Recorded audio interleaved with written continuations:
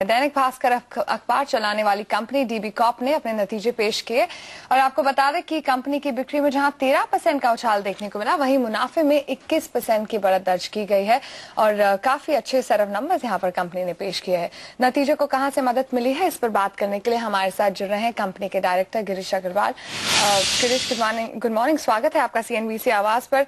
Good set of numbers, जो 13% का एक जंप देखने को मिला है, वो क्या आप टोटली एट्रीब्यूट करेंगे एड रेवेन्यूज को?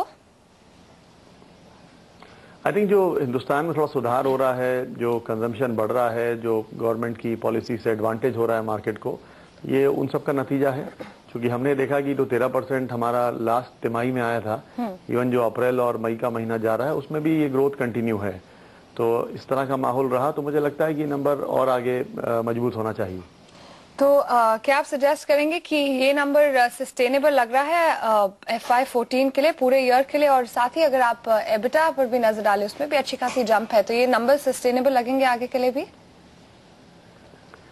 हम उम्मीद तो वही कर रहे हैं और प्रयास भी उसी लिए कर रहे हैं। लेकिन जो एबिटा का आपने बताया, आई थिंक उसमें हमारी ग्रोथ जो है वो सर्टन है। उसलिए चूंकि जो हमारे इमर्जिंग एडिशंस थे महाराष्ट्र और झारखंड, उसमें जो है लॉसेस काफी कम हुए हैं। 78 करोड़ के लॉस 34 करोड़ पर उतर के आए हैं। तो इसलिए मुझे लगता है कि जो एबिटा का मार्जिन हमारा आगे है उसमें जो है वो इम्प्रूवमेंट बिल्कुल मिलेगा। महाराष्ट्र में जैसे आपको पता है हमारे ऑलरेडी 5 एडिशंस हो चुके हैं और हम अब अकोला से भी जो है अगले 3-4 महीने में एडिशन लॉन्च करने जा रहे हैं। तो महाराष्ट्र में और ग्रोथ होगी, इसका हमें पूरा विश्वास है।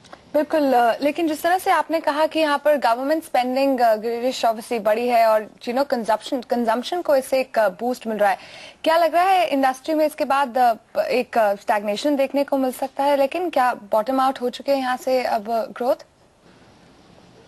नहीं, मेरे को लगता है कि थोड़ा सा इम्प्रूवमेंट और आएगा, क्योंकि खास करके ये साल इलेक्शन का साल है। अगले 12 महीने में इलेक्शन होना है। हमारी 3 प्रदेश में इलेक्शन है, फिर लोकसभा के इलेक्शन है। तो गवर्नमेंट की कुछ पॉलिसीज जो दिख रही हैं कि वो कंजम्पशन को बढ़ाएंगी ही हिंदुस्तान में, तो उसका एडवांटेज सभी सेक्टर्स को मिलेगा। तो अगर ऑटोमोबाइल में ग्रोथ आएगी या FMCG में ग्रोथ आएगी, तो एडवर्टाइजिंग में भी उसका एक एडवांटेज मीडिया को ओवरऑल मिलेगा। बिल्कुल। तो FY14 की ट्रैजेक्टरी अब आपको क्या लग रही है? क्या एक्सपेक्ट कर रहे हैं? कौन से सेगमेंट्स से आपको ज्यादा उम्मीद लग रही है इस बार आउट परफॉर्मेंस की? हमारे हिसाब से ऑटोमोबाइल, FMCG, लाइफस्टाइल, ये 3 प्रीमियम सेगमेंट पोटेंशियल सेगमेंट इस साल के हैं, जहां पे हम एक्स्ट्रा फोकस करके रेवेन्यू के लिए वर्किंग कर रहे हैं। अब बाकी बोलना थोड़ा भविष्यवाणी जैसा हो जाएगा कि यहाँ से भी इतनी ग्रोथ आएगी, वहां से भी उतनी ग्रोथ आएगी। लेकिन जो इंटरनल हमें लगता है उन 3 सेगमेंट से इम्प्रूवमेंट की गुंजाइश है। ऑलराइट, शुक्रिया गिरीश हमारे साथ जुड़ने के लिए, and all the best for the coming quarters. और आप देखेंगे डीबी कॉर्प के स्टॉक में आज 2% की 1.5% तक की बढ़त यहाँ पर देखने को मिली। 245 अच्छा क्वार्टर रहा है यहाँ पर इस कंपनी के लिए, और आगे भी यहाँ पर काफी ऑप्टिमिस्टिक लग रहे थे गिरीश। लेंगे एक छोटा सा ब्रेक और